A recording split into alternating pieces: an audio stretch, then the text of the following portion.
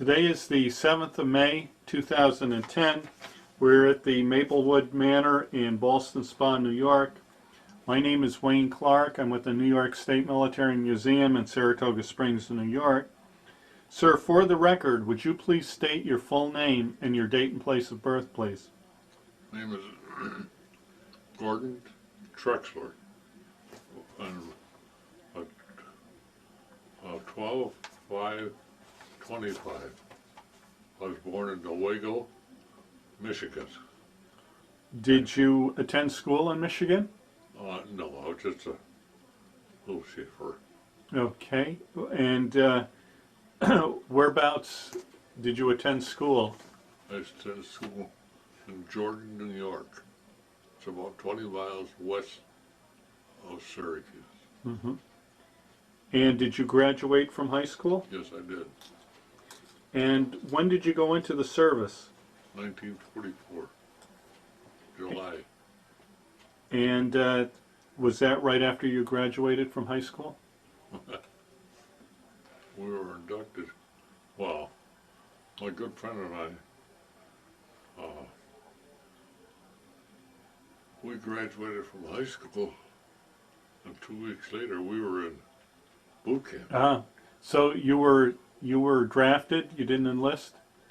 I didn't enlist. No, I was 18, and I was due to be drafted. I see.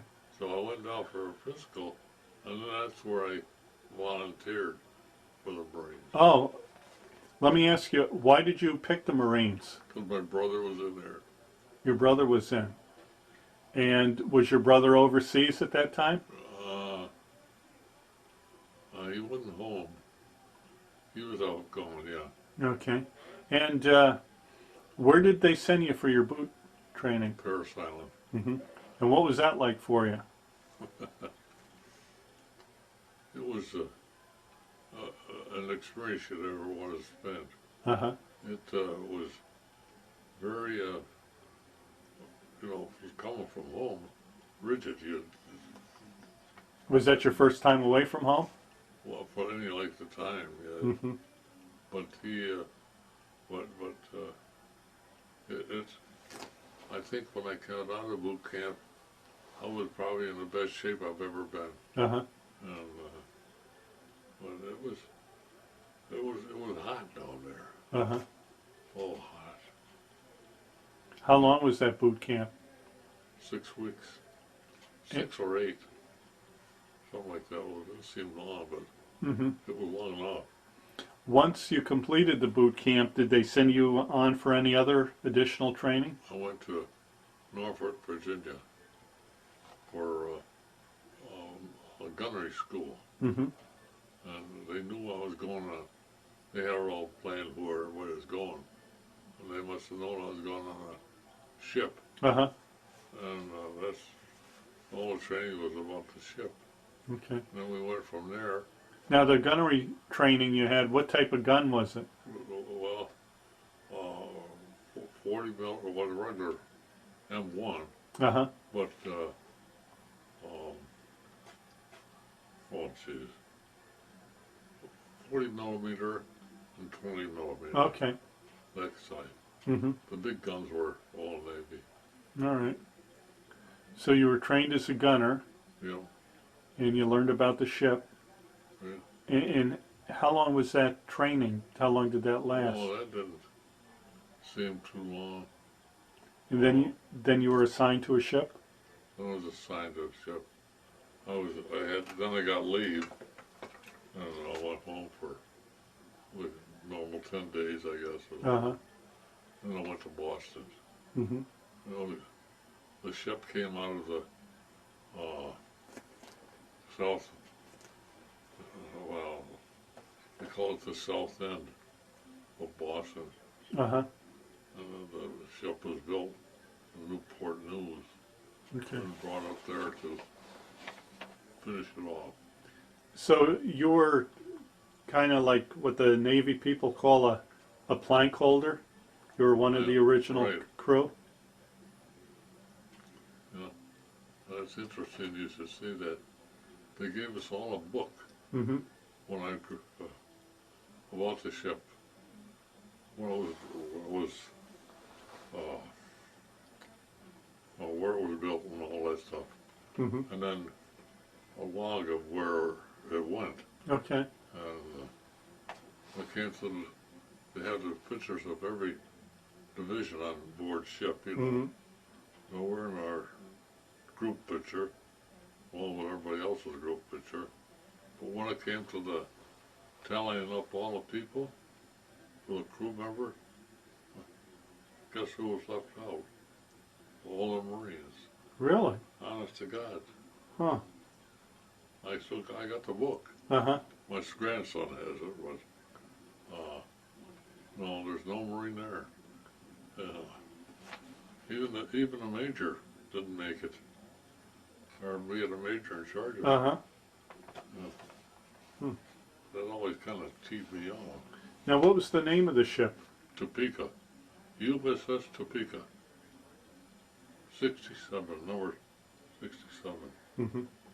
Now, where did you go for your shakedown cruise? Went up north, I say north, up in, off the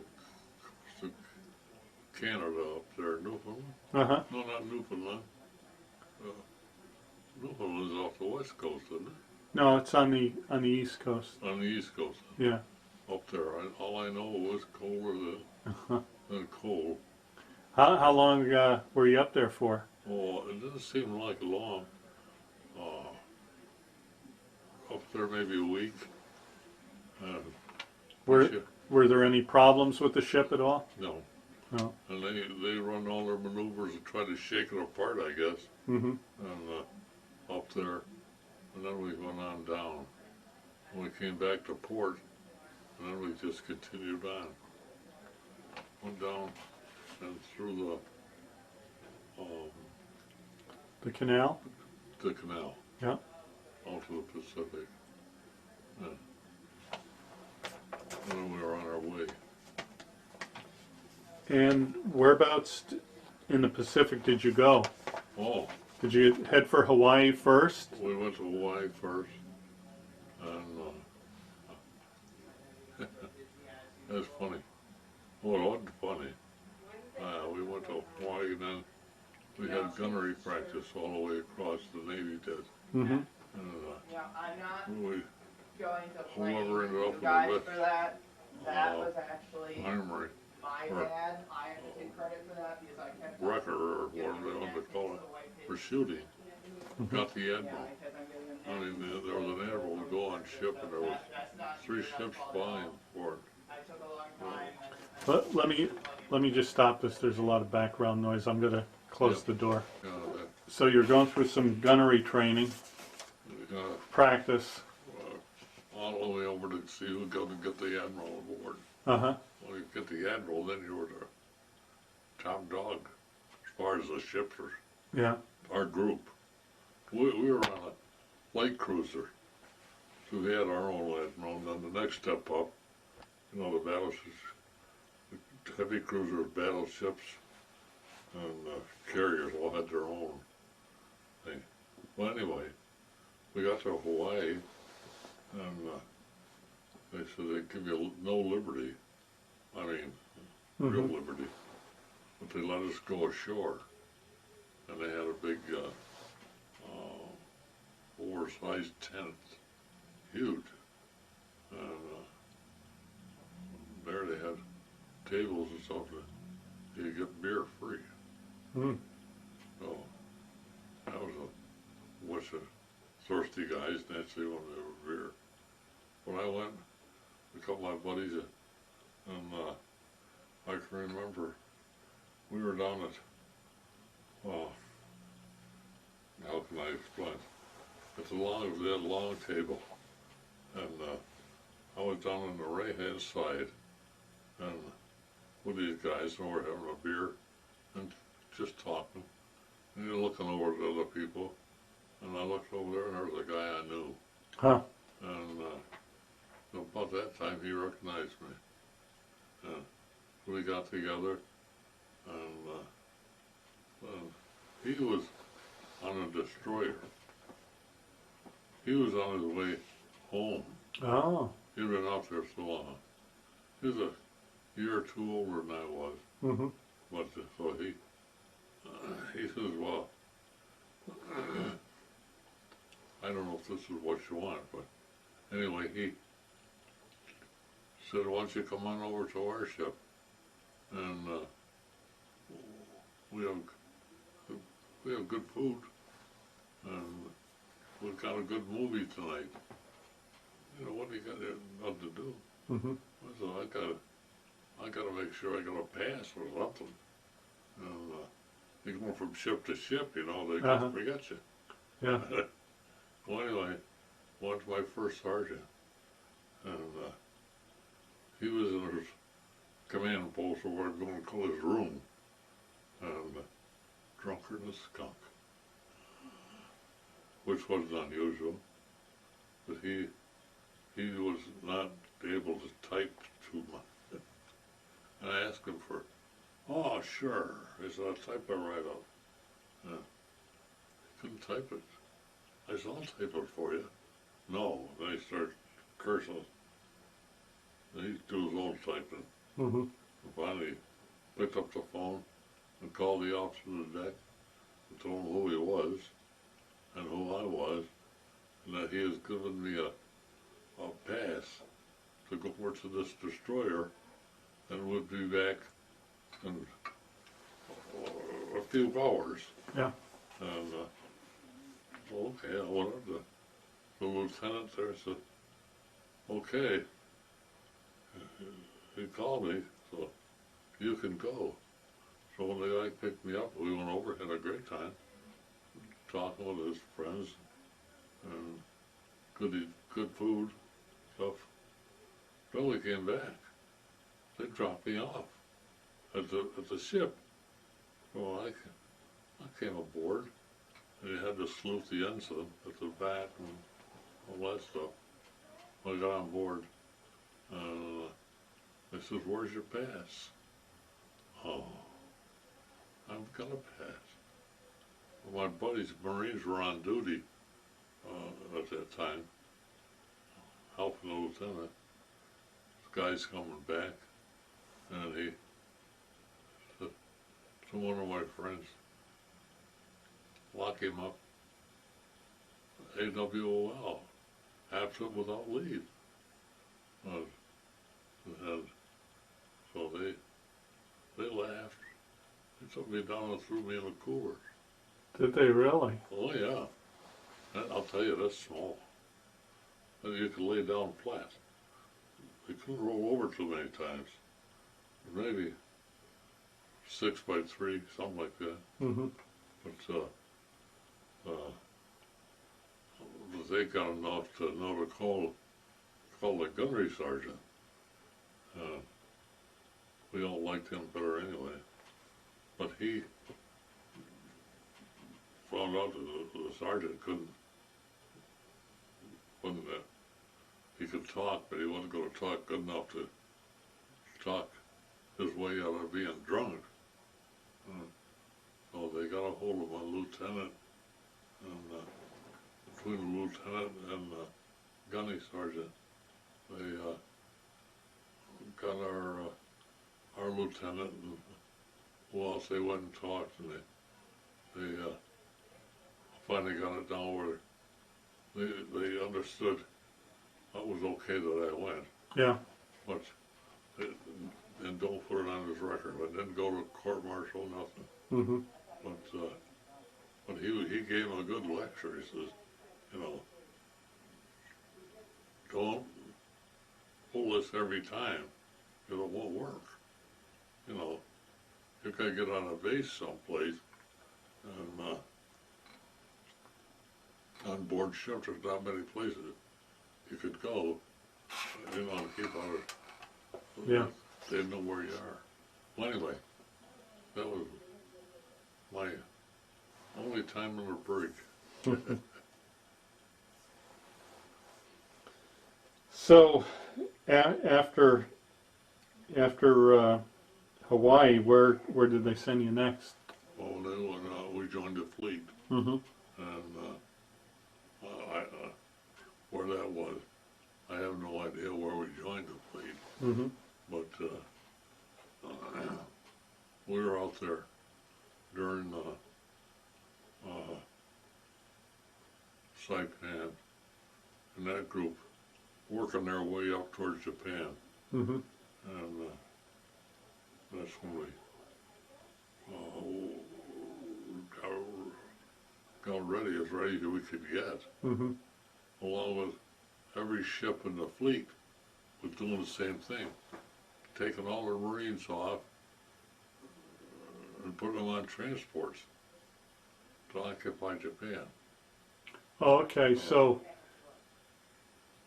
now where were you when you heard about the dropping of the atomic bomb? Were you on your way to Saipan, or? We were on our way up in Okinawa that way. That's just outside of Japan anyway. Mm-hmm. We were on that course as far as I could remember. Oh, for like the invasion? Yeah. So they're out there and they're all getting everybody together. And so, because when we got on board the transport, we must have been on there a good week. They got all our people on and everybody got their instructions and all that stuff. Mm-hmm. And we spent a lot of time. But that's when they pulled us across in not a boatswain's chair, but in a plain old sack. They made, it'd be like a duffel bag. Mm-hmm. And they got in it with all your gear, or gear that you were supposed to take, and they pulled you from this big ship to a small ship, and then the small ship to the transport. And they had the sailors pulled you from one ship to the other, from the main ship, our ship, in this bag, over to the small ship. Mm-hmm. Then that ship went alongside the transport, and they climbed these cargo nets Yeah. up to get on. And then they took us and joined the fleet, or joined the rest of them. It seemed like we were out there forever, but it probably wasn't. And then you heard that Japan surrendered? Well, yeah, it was another one. When we our landing on Japan was at, I call it Yokohama Bay. Mm-hmm. I don't know, but it's the bay for Tokyo. And they told us, they said, when you get there, you know, everybody, same thing. You go as far as you can and dig in. Because they don't know how many people don't get the word. Yeah. On the other, and they had enough people, they could have wiped us out like nothing. Yeah. I mean, people for people. Sounds lame. So, but it was another Wayne.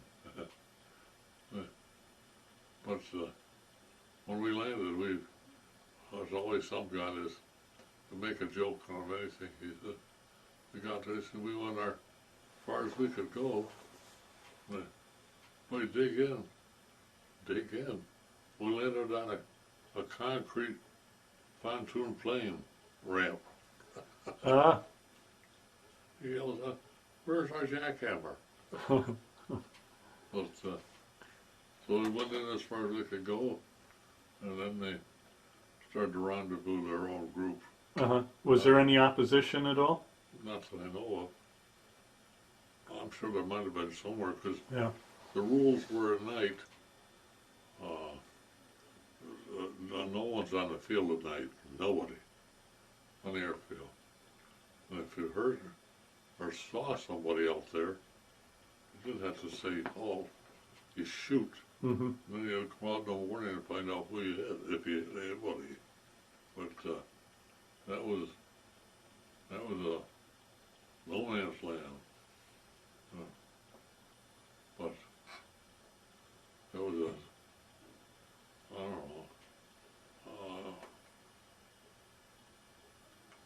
it wasn't, well, you weren't going into some place that was like home, Mm-hmm. you know. That's How long did you spend on shore? You were part of the occupation force. yeah. Well, we were part, and then the Army was north of us. They came in, you know, different areas. I would say we were there no more than 2 weeks. Mm-hmm. Then the Army took care of the whole thing. Mm-hmm. And, but I'd say the 2 weeks was about right. Where did they send you after they pulled you out of there? Well, the war was over then. We were there when they signed the Oh, the peace treaty? Yeah. Or the surrender? right. Oh, okay. And Did you get to see any of that ceremony? no. Well, we knew where it was right out there in the bay. Yeah. I don't know, we couldn't see anything. Well, all we could see was how they had dug into the mountains around the airstrip, Mm-hmm. and they had complete cities in there. Eating, sleeping barracks. They had all of their planes were all, the hangars were in the mountain, and dug them all out. Hmm. The only way to get them out of there was that bomb. Yeah. I mean, there anyway. I mean, it was a terrible thing, Yeah. but it saves an awful lot of lives. I know that. Mm-hmm. I mean, our side. Yeah. Did they send you back to the States at that point? No. Well, then we went back to the fleet, and then they started to weed out the Japanese they wanted to take to Guam for a trial. And so we shuttled,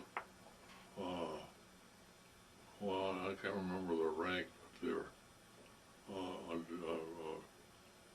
admiral and some captains that we took. So I don't know how many other ships took some. But we took them to Guam. Mm-hmm. And was time at Guam. And the biggest cemetery you can imagine there at Guam. All those boys. My own neighbor was there, buried there. Hmm. And I had a chance to look it up, where he was. Yeah. And I remember taking a sample of the dirt and stuff, put it in an envelope, and I brought it home to his parents. Mm-hmm. Anyway, but that way from Guam, we went back to what was in the war. I mean, it was they had surrendered. Yeah. And well, then we came back to the States to some guys came back for discharge, and some of us were just on the ship. We went into on the west coast, Portland, Oregon, Mm-hmm. and for Navy Day or something, they had to make more to it than really was that important. Mm-hmm. But there we met a lot of people. They were allowed to come on board, you know, and visit the ship. Oh, that was nice. I met some people. A lot of guys got sick. Milk. They kept bringing milk. Oh. They got so sick on, you know, raw milk. And all we had was powders. But anyway, then we went down to San Diego. From there, we were sent home to after a while, Uh-huh. you know, for discharge. Now, what rank were you when you were discharged? First time? Yeah. PFC. Okay. And when you got home, did you make use of the GI Bill at all? Pardon? Did you make use of the GI Bill? That's one mistake I made. My brother did, Uh-huh. but I didn't. Why I didn't, I have no idea. Did you join that 5220 club? Oh yeah. Uh-huh. Yeah, because everybody says, you know, go home and get a job. There weren't any jobs. Mm-hmm. So I went, a friend on board of the ship, he asked me, he said, when I get out of here and I'm getting married, you want to be my best man? Well, I'll tell you, I said, yeah, sure, just give me a call. Yeah. He called me. So I said, okay. I had bought a car, and I just had it all tuned up and stuff. So away I went to Michigan Oh, my goodness. to be best man. Yeah. Well, my mother was from Michigan, and I took her with me. Dropped her off to her sister, and I went on to the wedding. So it was a good time. Mm-hmm. Good time. You know, but I didn't think my old stick-shift Oldsmobile would make it. It was a good car, boy. Flew like a tank. Hmm. All tuned up. Now, you talk about an incident here about with a pilot. Oh, that guy. Yeah. Yeah. You want to tell us about that? Sure. On the back of our ship, or all the ships, there's a crane Mm-hmm. and a fantail, and the gun mounts all over the ship, you know. Well, on the fantail of ours, there's one on the left side, one on the right side of the crane. Mm-hmm. I mean, apart. And then there's the catapult on each side. We had 3 planes. We had that. They're all pontoon planes. Uh-huh. And they put them on these catapults. They shoot them off when they wanted to fly. So, and when they got back, they would come into the rear of the ship and head for that crane, and they would have waiting for it to come in. They could see it coming.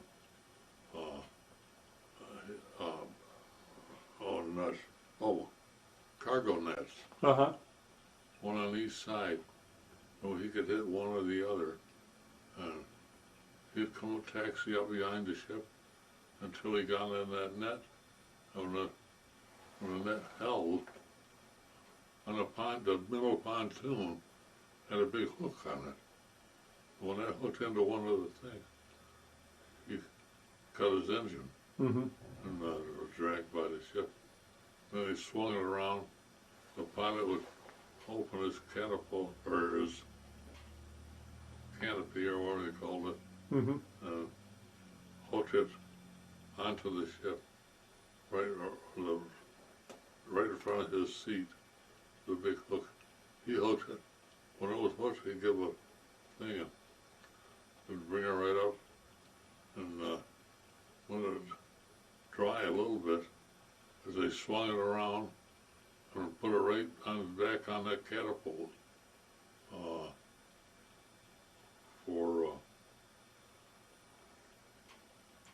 for safekeeping. Uh-huh. That's where they traveled. But the time that was mentioned there was not see, I was on the fantail, one of those guns on the fantail. So I had a perfect view. Well, some of the other boys, everything that was going on with the planes and stuff. Mm-hmm. And we got to know the pilots a little bit. But they, this one guy, he was I wouldn't say wild, risky. Uh-huh. He was a good pilot. He got called in by the captain one time because he flew his plane upside down over the ship. Oh. Didn't go over too well. And then I don't know if I mentioned before that the same way that they brought this ship on, this was not at that time I was telling you about. It was a time a little later. And the plane came up, they put it on the catapult, and then the mechanics and stuff that come over go over the whole thing, Yeah. check it out, so we're ready for the next flight. They might have to go any time. But a sailor come up to do something, he accidentally disarmed the machine guns, or armed the machine guns, I should say. And he let off a burst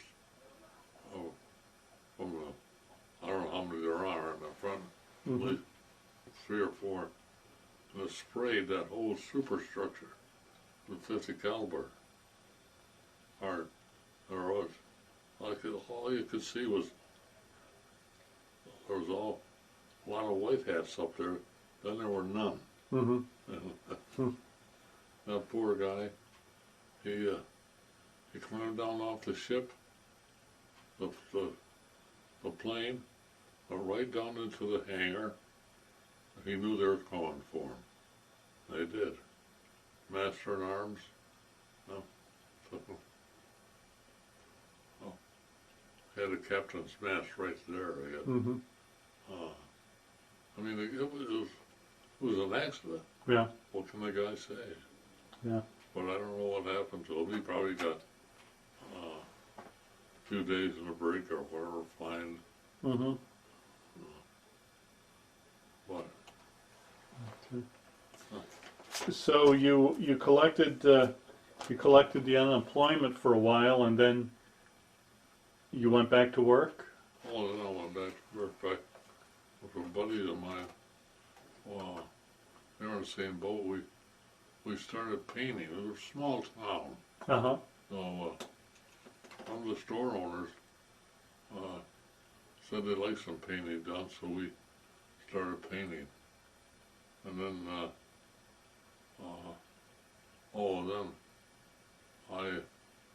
then when I went back, I'm sorry, I should back up. When I went to Michigan, I stopped out there when Mother's sister was out there. And then I had a cousin who lived in Ithaca, Michigan. And I stopped to see him. He had his brother-in-law, he had a big hardware store. Mm-hmm. They hired their own electricians, plumbers, and all that. So I went to work was offered. If I wanted to come back, I could work with electricians, Oh. or any of them, and for a job, and besides learn a trade. Yeah. So I went back there for a year, and I came back, and I got a job. My first fairly good sized job was at Lemoyne College in Syracuse. When that was under construction, I got lucky enough to get hired by the Edward Joy and Company, look at the electrical contract there. And that was a good job. That was my first real job. Mm-hmm. I got out. Then later I joined, I put in for work at Naga Mohawk. Mm-hmm. Not during that time frame in there, I got called and I went to work for them. Hmm. Did you retire from Niagara Mohawk? Yep. What year did you retire? The easy questions are hard. I think 19, not 80, that could have been 86. Okay. Does that sound possible? Okay. Yeah. So you've been retired about 24 years? Yeah. Okay. Oh, Did- right, you mean right now? Yeah. Maybe that was not 86. I worked there 37 years. Okay. So you probably, Probably the in maybe 96 you retired? no, I'll go the other way. 96? That was 86. That's terrible. I don't have anything with Well, yeah, okay. It could have been 86, yeah. Yeah. Yeah. So you've been retired for quite a while then? Oh, yeah. Okay. Did you join any veterans organizations? Did I started go the American Legion. When I just didn't. I joined because my father Mm-hmm. joined. I joined where he was, but I was moving all over. Yeah. So it was hard to stay with it. But that was the only one. Okay. You mentioned too being called up for the Korean War. Do you want to tell us about that? Yeah, the Korean War. Yeah, that was my brother again.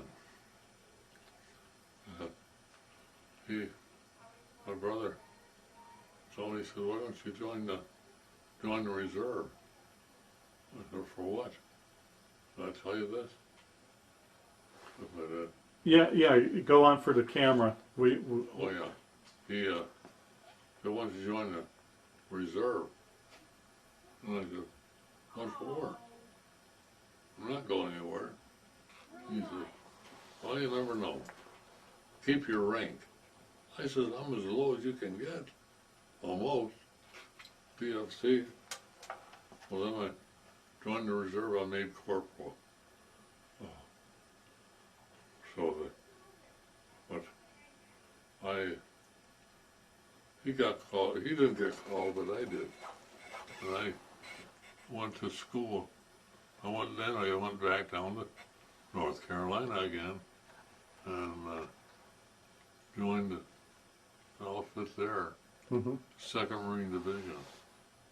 And then I went to school for, or did I? Oh, yeah. I was there for a while in North Carolina, or South Carolina. no, I went back to Virginia. I'm sorry. Uh-huh. I went back to Virginia, where I was attending school.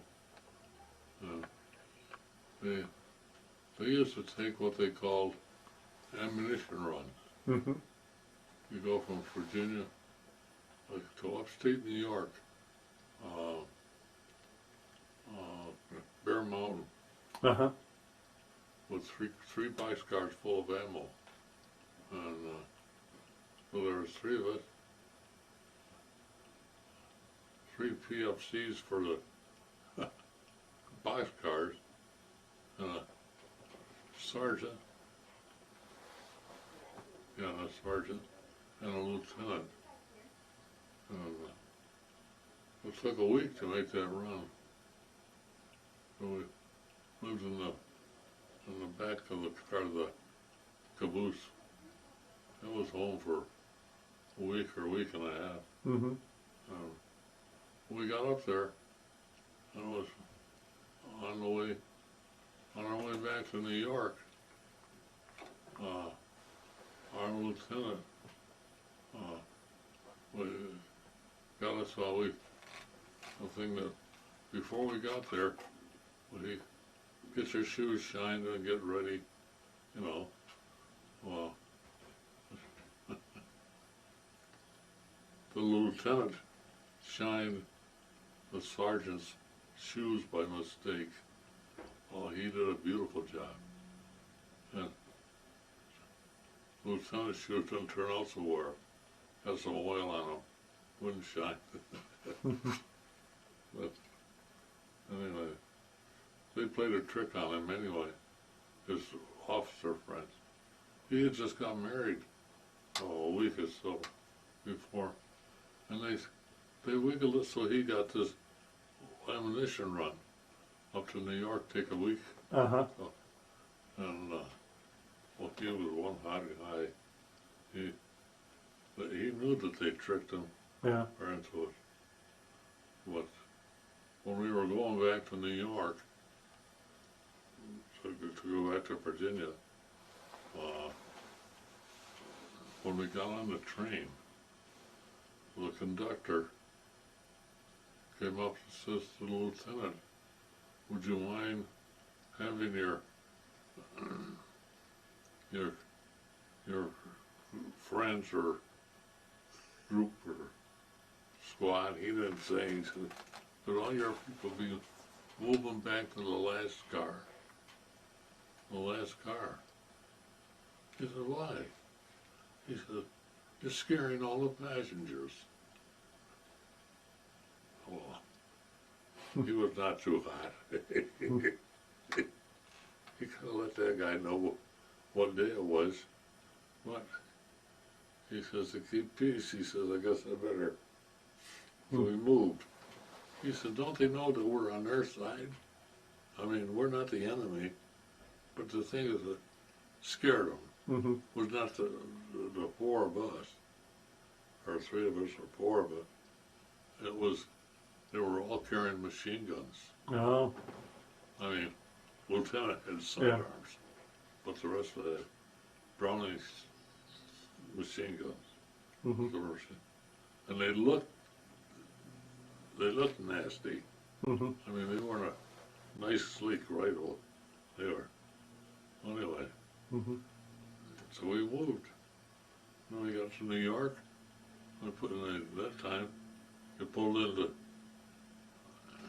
I forgot if you went to, which station we went, but we went to one, then we had to transfer to the other one. Mm-hmm.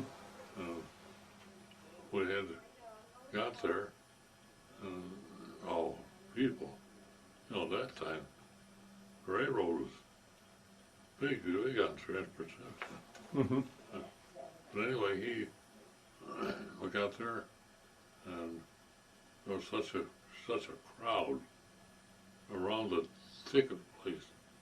In the middle of floor. We didn't know what to do, and the sergeant says, "Lieutenant, come on over here." He said, "You just stand right here, and then the rest of us, one on each side. One just the back. The lieutenant was, or the sergeant was up here on the left, or on the right. Right. And all he said was, attention to the squad." And he says, "Forward march." And he says, "Yell, the gangway can make a hole." He says, "Because we would have walked right over them." I mean, not many, Yeah. but the idea was that we weren't going to miss that train if we could help it. And the sergeant wasn't going to let us miss it. But he just yelled, gang. He was used to that. And he got right up to the round circle place for tickets, and walked right up. And the sergeant stopped us. The lieutenant took one step forward. He said, "I have four or five, whatever it was, tickets to Norfolk, Virginia." And all those people, when we got on the train, we got there. But those are little sidelights because they were funny to us at the time. Mm-hmm. And with the poor lieutenant, he was so mad at his buddies, lieutenants or whatever they were, that they stuck him. Now, you were called up, you mentioned, during the Korean War, Yeah. and you got as far as California, and the war was over, or what I got happened? to California. I went up there to on this. I went to school up there, but field school, where because I was a lineman. Anyway, he said we got to go back to where you started from. So I had to go back to North Carolina again. Another trip across the country, and it wasn't bad, but went back there and got leave. Went home, come back, and went to school locally, and then we went to California. And I was discharged. The ship that I was on, I got back on that. I don't know, can't remember how I got back on that. I got back on there anyway. And it ended up in San Francisco. And San Francisco, that's when we were taken off the ship and brought over to Treasure Island. And Treasure Island used to be a place for prisoners at that time. And I was there for a while. And then we were all sent home for discharge. And I was discharged to the Great Lakes. And so, along with a lot of others. So you decided not to re-enlist. No. Okay. You know, there was a time, I think that a lot of us might have, but the conditions were not getting better. I mean, not with the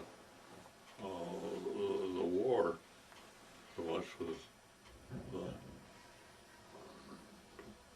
what you had to go through. And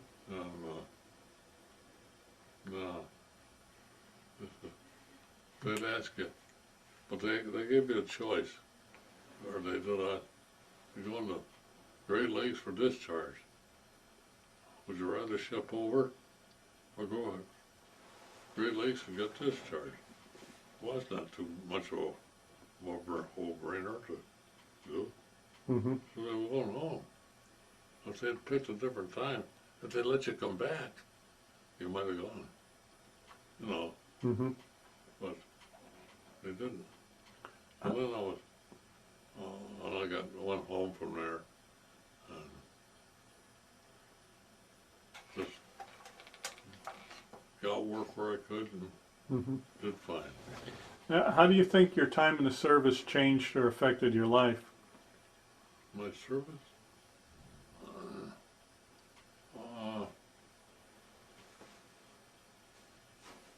Changed my life a lot. I think I became more, I'm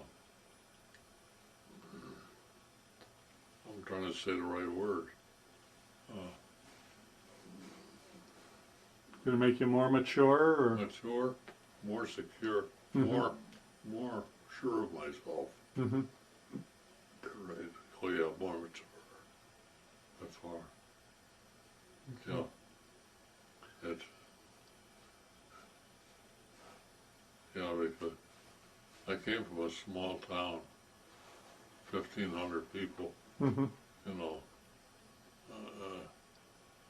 if you coughed once, your buddies knew it if it was in the other end of town. grapevine the lady said, my mother. but that was a nice little town. Mm-hmm. No more. All right. What, were you going to say something? I said Syracuse was a good city. Uh-huh. That's right. I worked most of my time was in Syracuse. Mm-hmm. And I did a lot with Naval. Got promoted, did different things. Mm-hmm. Eventually ended up in Saratoga. Mm-hmm. Well, I've always heard Naval was a good company to work for. It was. Yeah. I worked there 37 years. Mm-hmm. Well, that counted my time. I got called back for a short time. Yeah. Like time went on. But it was. It's just not the same today. Mm-hmm. I talked to some of the guys that have just retired or Yeah. going to retire. Just not the same. It was a family affair Mm-hmm. more. But now,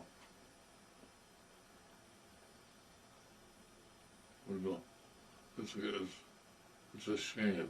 Mm-hmm. We're getting far. What company that owns us is in England. Yeah. That's what. Why do they let foreign countries buy? I mean, our government. Yeah, I don't know. Well, that's politics, and I don't understand it. Yeah. I really don't want to. All right, well, thank you for your interview. Boy, you're entirely welcome.